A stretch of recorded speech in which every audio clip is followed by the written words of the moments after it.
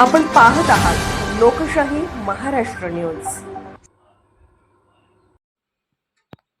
भोंदू अघोरी बाबा अशोक खरात याच्या कृत्याचे जत वैद्यकीय क्षेत्रातून निषेध। श्रद्धा जरूर असावी पण अंधश्रद्धा नसावी, डॉक्टर मदन बोरगीकर यांचे स्पष्टीकरण। सध्या महाराष्ट्रामध्ये चर्चेमध्ये अग्रेसर चर्चा म्हणून अघोरी भोंदू बाबा अशोक खरात याची चर्चा इराण अमेरिका युद्धाच्या पलीकडेच चर्चिली जाते। अनेक वृत्तपत्र वृत्तवाहिन्या या भोंदू बाबाच्या केलेल्या कृत्याच्या प्रकारानं ओसंडून जात आहेत। महाराष्ट्रभर या भोंदू अघोरी बाबाचा सर्व स्तरातून निषेध व्यक्त केला जातोय। जत तालुक्यातील वैद्यकीय क्षेत्रातूनही सदर अशोक खरात या भोंदू बाबाचा निषेध व्यक्त करण्यात आला। या प्रसंगी आपले मत मांडताना सुप्रसिद्ध दंतरोग तज्ज्ञ डॉक्टर मदन बोरगीकर म्हणाले, समाजात श्रद्धा जरूर असावी पण त्याचं रूपांतर अंधश्रद्धेत होता कामा नये, याची काळजी सर्वांनी घेणं गरजेचं आहे। चला तर ऐकूया त्यांच्या बोलक्या प्रतिक्रिया त्यांच्याच अभ्यासू भाषेत। लोकशाही महाराष्ट्र न्यूजमध्ये आपल्या सर्व प्रेक्षकांचं सहर्ष स्वागत। आज एक विषय असा आपण या चर्चासत्रामध्ये घेऊन आलेलो आहे आणि तो विषय इतका गंभीर आणि मोठा चर्चेचा विषय बनलेला आहे महाराष्ट्रामध्ये आजच्या ज्या परिस्थितीला जे सध्या भोंदू बाबांचं जे साम्राज्य उद्ध्वस्त झालं यावर इतकी चर्चा सविस्तररित्या रंगलेली दिसून येत आहे। प्रत्येक प्रसार माध्यम वृत्तपत्र भरभरून न्हावून गेलेली आहेत। या चर्चेसाठी माझ्यासोबत जतचे वैद्यकीय क्षेत्रातील डेंटिस्ट डॉक्टर बोरीकर माझ्यासोबत आहेत। आज त्यांच्याशी आपण या विषयावर सखोल आणि सविस्तर चर्चा करणार आहोत। सर नमस्कार। नमस्कार। लोकशाही महाराष्ट्र न्यूज मध्ये आपलं सहर्ष स्वागत। नमस्कार सर, मला एक सांगा, आजच्या वैज्ञानिक युगामध्ये आता जो चाललेला विषय आहे भोंदू बाबाचा, या विषयावर तुम्हाला काय सखोल म्हणजे काय जनतेला काय मार्गदर्शन करता येऊ शकतं?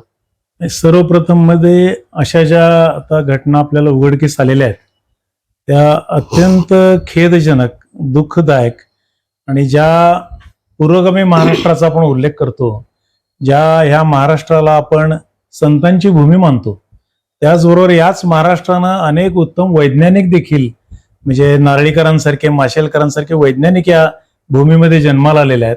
अत्यंत उत्तम खेळाडू, उत्तम राजकारणी, उत्तम वैद्यकीय क्षेत्रात काम करणारे डॉक्टर्स, अशा या पवित्र अशा महाराष्ट्राच्या भूमीमध्ये ज्यावेळेला अशा घटना उघडकीस येतात तेव्हा मनाला अत्यंत त्याच्या वेदना होतात। आता ह्या घटना घडण्यामागे अनेक कारणं जरी असली तरी मुळातच माणसाचं जे मन आहे त्याच्यामध्ये दोन गोष्टी आहेत। एक अत्यंत आवश्यक म्हणजे त्याला वाटणारा लोभ, आशा किंवा मग ते आर्थिक परिस्थितीच्या झगडण्यासाठी असेल, आरोग्याच्या समस्या असतील, सामाजिक समस्या असतील, कौटुंबिक समस्या असतील, या सगळ्या समस्यांच्या मुळापाशी जर आपण गेलो तर ह्या समस्या काही अशा असतात की त्या लगेचच डॉक्टरांच्या उपचाराने बऱ्या होतात, काही वेळेला प्रबोधनाने बऱ्या होतात, काही वेळेला मानसोपचार तज्ञाच्या काउन्सिलिंगने बऱ्या होतात, परंतु सर्वसामान्य लोकांच्या मध्ये ह्याचा जाणीव नसल्यामुळं, ह्याच्याबद्दलचा प्रसार आणि प्रचार नसल्यामुळं ही माणसं अशा भोंदू बाबांना बळी पडतात।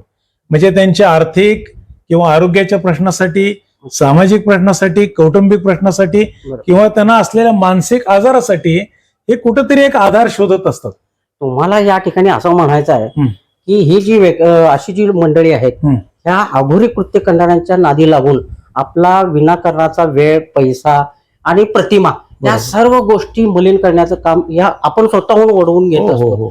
आता हा सध्याचा जो भोंदू अघोरी बाबा जो अशोक खरात आहे अत्यंत चर्चेला गेलेला विषय आहे, अगदी ऐरणीचा विषय आता चर्चेचा तो आहे।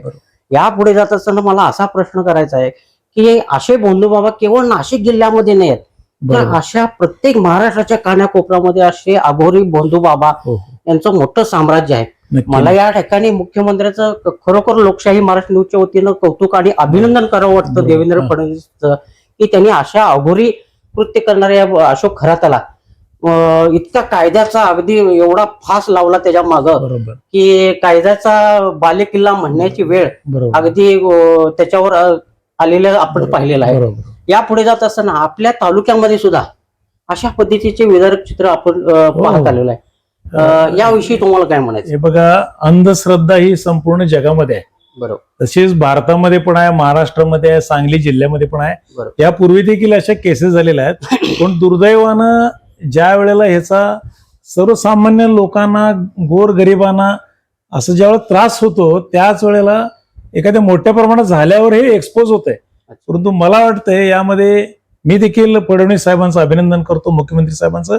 परंतु मला असं वाटतं की अशा प्रकारे जे अशा प्रकारे संस्था सुरू आहेत महाराष्ट्रामध्ये की ज्यामध्ये अशा पद्धतीनं काही औषधं दिली जातात, काही वेगवेगळे अघोरी उपचार केले जातात, काही अघोरी पूजा केल्या जातात, तर त्याच्यावर महाराष्ट्र शासनाने त्यांच्या गृह खात्याच्या मार्फत सर्व पोलीस स्टेशनला कळवून अशा सर्व मठांची किंवा अशा सर्व जिथं अघोरी वाईट कामं चालली आहेत अशांची चौकशी करणं गरजेचं आहे. कारण पुढे मोठं संकट येण्यापूर्वीच हे थांबवणं गरजेचं आहे. बरोबर. या चर्चेच्या माध्यमातून मला अजून एकदा असं म्हणजे सांगावं असं वाटतं की नुकत्याच या आपल्या जिल्हा परिषद, पंचायत समिती किंवा या नगरपालिकेच्या या निवडणुका या जत शहरामध्ये, जत तालुक्यामध्ये नुकत्याच घडलेल्या होत्या. त्या सध्या त्या पिरियडमध्ये आपण पाहिलं असेल की प्रसार माध्यमातून अनेक काही लिंबू, जादू टोणा अशा अघोरी कृत्य मतदान केंद्राच्या आजूबाजूला विस्कळीत पडल्याचं प्रसार माध्यमांनी बघितलेलं, प्रसार माध्यमाकडून आपण बघितलेलं आहे. इतकंच नव्हे तर नगराध्यक्ष पदाचे उमेदवार जे सुजय उर्फ नाना शिंदे होते यांनी तर MIDCच्या सारख्या ठिकाणी एक बंद पिशवी प्रसार माध्यमासमोर खोलून त्यातल्या सगळ्या काय वस्तू दाखवल्या.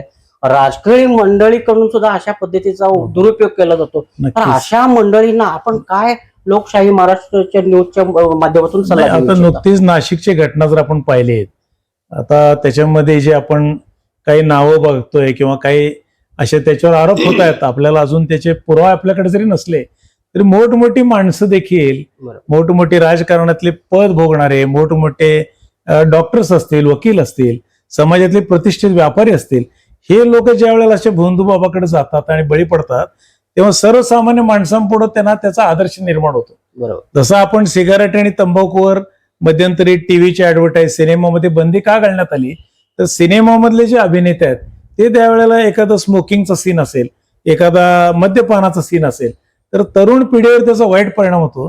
तर मला वाटतं पहिल्यांदाच ह्याची झाडाझडती जी आहे ती मोठ्या लोकांपासून व्हायला पाहिजे. बरोबर. जे मोठे म्हणून आज समाजामध्ये आहेत, ज्यांचे आदर्श समोरचे लोक घेत असतात, जे मोठे शिक्षक असतील, प्राध्यापक असतील, ह्या लोकांनी अगोदर ह्याच्यापासून लांब राहण्याची गरज आहे आणि समाजाचे प्रबोधन करण्याची गरज आहे.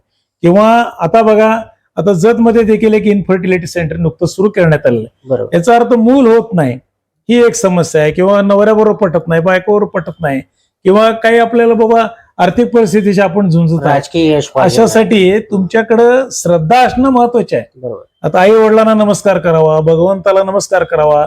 आता जे संत तुकोबारायापासून ते ज्ञानोबा माऊलीपर्यंत जे संत झाले त्यांचे विचार आचरणात आणणं हे महत्वाचं आहे.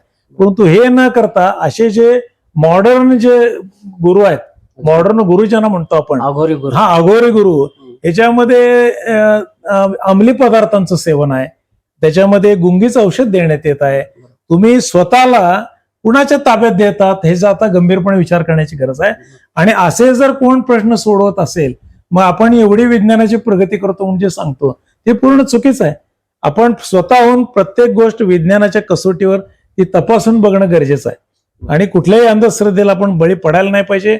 आणि मी सर्व माझ्या भगिनी, माऊली, माता, बंधूंना विनंती करतो की तुम्ही श्रद्धा जरूर ठेवा, परंतु अंधश्रद्धा ठेवू नका. तुम्हाला या ठिकाणी असं म्हणायचं आहे की आपल्या अंगी जर गुण असतील, आपण सामाजिक कार्यामध्ये हिराईने सहभाग घेतला, लोकांच्या अडीअडचणीमध्ये गेलो, कायम प्रवाहामध्ये जर राहिलो, लोकांच्या अडीअडचणीवर राहिला असल्यामुळं आपल्याला अशा बंधूबाबांच्याकडे जायची गरज नाही. कारण जनतेनं अगोदरच निवडणुकीच्या अगोदरच ठरवलं असतं आपल्या मनातला उमेदवार कोण निवडून आणायचा. त्यामुळे अशा अघोरी बाबांच्या कृत्यामुळं असा काही परिणाम होईल असं तुम्हाला वाटतंय का? अजिबात कोणाचाच कोणावरही परिणाम होणार नाहीये. किंवा फक्त त्याला जे वैद्यकीय कारणं जी असतात, शास्त्रीय कारणं जी असतात, त्याच्या कसोटीवरच ते काम होणार आहे. श्रद्धा जरूर ठेवा. आता आई वडिलांना नमस्कार करावा ही श्रद्धा आहे, परंतु आई वडिलांना नमस्कार केल्यानंतर परीक्षेत पहिला नंबर येईल ही अंधश्रद्धा आहे. श्रद्धा आणि अंधश्रद्धा याच्यामध्ये रेष फार अस्पष्ट आहे. कुणालाही आपण बळी न पडता, आता मला सांगा, असे जर बंधू बाबा असतील, मग आमच्या दुष्काळी भागात त्यांनी पाऊस पडून दाखवा. बरोबर. मी त्यांना उघड चॅलेंज देतो, याही पलीकडे जाऊन जे आता जागतिक म्हणजे युद्ध जे चालू आहे, थांबवून दाखवा. एवढे मिसाईल खर्च केलं जातं, एवढा क्षेपणास्त्राचा वापर केला जातो, मिलियन्स रुपये खर्च केले जातात. अशा ठिकाणी या बंधू भावाला जर नेलं असतं तर हे युद्ध अगदी आरामात सहजपणे जिंकता आलं असतं, पण तसं काही होत नाही. अतिशय बरोबर आहे. ज्या देशामध्ये ब्राह्मोस सारखं क्षेपणास्त्र आपण निर्माण करतो त्या देशामध्ये मग नुसताच 1-2 लिंबू जर टाकले पाकिस्तानवर तर ऑपरेशन सिंदूर करण्याची काय आवश्यकता आहे? बरोबर. असं शक्य नाही. आणि आपण नेहमी विज्ञानाच्याच कसोटी राहावं यासाठी शाळांमधून देखील अगदी लहान मनापासून देखील आपण त्याचं प्रबोधन करणं गरजेचं आहे, की जेणेकरून ती व्यक्ती जेव्हा तरुण होईल तेव्हा ती नक्कीच सापेक्षपणे त्या गोष्टीकडे बघेल. ही गोष्ट चुकीची आहे, ही गोष्ट चांगली आहे, ही गोष्ट करायची आहे, ही गोष्ट करायची नाही, त्याच्या लक्षात येईल. याच्यासाठी लोकप्रबोधन चळवळीची गरज आहे. त्याचबरोबर माझी सर्वांना विनंती आहे की तुम्हाला वैद्यकीय काही प्रॉब्लेम असेल आरोग्याच्या, तुम्ही डॉक्टरांकडे जावा. मानसिक प्रॉब्लेम असतील तर तुम्ही सायकॅट्रिस्टकडे जा. तुम्हाला आणखी काही प्रॉब्लेम्स असतील तर तुम्ही त्या क्षेत्रातल्या तज्ज्ञ लोकांचा सल्ला घ्या. परंतु या भोंदूबाबांच्या बळी कुणी पडू नये या घटनांचा आम्ही तीव्र निषेध करतो. आमच्या सर्व वैद्यकीय मेडिकल प्रोफेशनच्या सर्व डॉक्टरांच्या वतीनं अशा घटनांचा मी जाहीर निषेध करतो आणि पुन्हा अशा घटना घडू नयेत यासाठी मी सर्व महाराष्ट्राच्या जनतेला विनंती करतो की त्यांनी प्रत्येक गोष्ट अतिशय चौकसपणे स्वतः निरखून पारखून योग्य आणि अयोग्य बघून 4 लोकांना विचारून यापण करणे गरजेचं आहे. आज मी आपलंही विशेष अभिनंदन करतो की अत्यंत महत्वाच्या अशा ह्या विषयावर तुम्ही हात घातलेला आहे. इथून पुढे असंख्य निरपराध लोकांचे जीव वाचतील, त्यांची अब्रू देखील वाचेल आणि इथून पुढे अशा प्रकारच्या घटना महाराष्ट्रात होणार नाही आणि त्याला खीळ बसेल अशी मला वाटतंय. आपल्यासारख्या प्रसार माध्यमांच्या मधून अतुल कुलकर्णी साहेब, मी तुमचं विशेष अभिनंदन करतो की तुम्ही नेहमीच अशा विषयांना हात घालत आलेला आहे आणि समाजामध्ये ही एक चळवळ उभी राहण्याची गरज आहे. धन्यवाद. नाही, अजून मला अजून जाता एक शेवटचा थोडका अगदी शेवटचा प्रश्न, तुम्ही एक आव्हान करावं असं मला वाटतं. दी फ्रेंड्स असोसिएशन जजच्या चेअरमन पदी आपण उत्तमरित्या कार्यरत आहात. शैक्षणिक म्हणजे व्यवस्था सुद्धा तुम्ही अतिशय चांगल्या पद्धतीने चाकोरीतून अगदीच कार्यबद्ध केलेली आहे. शैक्षणिक परिस्थितीत अशा म्हणजे ज्या संस्था आहेत, शिक्षण संस्था आहेत, शिक्षण संकुल आहेत, अशा संकुलांना त्यांनी कसं प्रबोधन करावं या अंधश्रद्धेविषयी, त्यांना कशा पद्धतीने मार्मिक एक छोटासा सल्ला द्यावा आणि आपण आपली चर्चा अंतिम पूर्ण विरामाकडे नेऊया. नाही, यामध्ये शैक्षणिक संस्थांचा जो वाटा आहे तो खूप मोठा असणार आहे. कारण जे संवेदनशील वय आहे त्या संवेदनशील वयामध्येच आपल्याला श्रद्धा आणि अंधश्रद्धा यातला फरक विद्यार्थ्यांपर्यंत पोहोचवण्याची गरज आहे. मी माझ्या संस्थेच्या वतीनं तुम्हाला ग्वाही देतो की आम्ही गेले 4-5 दिवस सर्व संचालक मंडळ, आमचे पदाधिकारी, आम्ही आतून अस्वस्थ आहोत की का घडतं असं. तर आपण शिक्षण देत असताना आपण कुठं कमी पडतोय की काय. तर आम्ही आमच्या संस्थेचे ज्या आता 5 शाळा आहेत, जवळजवळ 8 ते 10 हजार विद्यार्थी या ठिकाणी आमच्या इथं शिक्षण घेत आहेत जत तालुक्यामध्ये. तर आम्ही सर्व शाळांना आम्ही आता सूचना देणार आहोत की आता येणारं जे नवीन शैक्षणिक वर्ष जे चालू होईल त्यामध्ये जे परिपाठ नावाचा जो कार्यक्रम शनिवारी घेण्यात येतो त्यामधून अशा प्रकारचं उद्बोधन आम्ही नक्कीच विद्यार्थ्यांना करू आणि निश्चितच आपण असे भारताचे नागरिक निर्माण करू की जे कुठल्या अंधश्रद्धेला बळी पडणार नाहीत. धन्यवाद. अतिशय आपला मौल्यवान वेळ आपण प्रबोधनात्मक या चर्चेसाठी खर्च घातला. लोकशाही महाराष्ट्र न्यूजच्या वतीनं मी आपले शतशः आभार मानतो. आपली चर्चा पुढे नेऊया. धन्यवाद. लोकशाही महाराष्ट्र न्यूज चॅनलला लाईक करा, शेअर करा आणि सबस्क्राईब करा.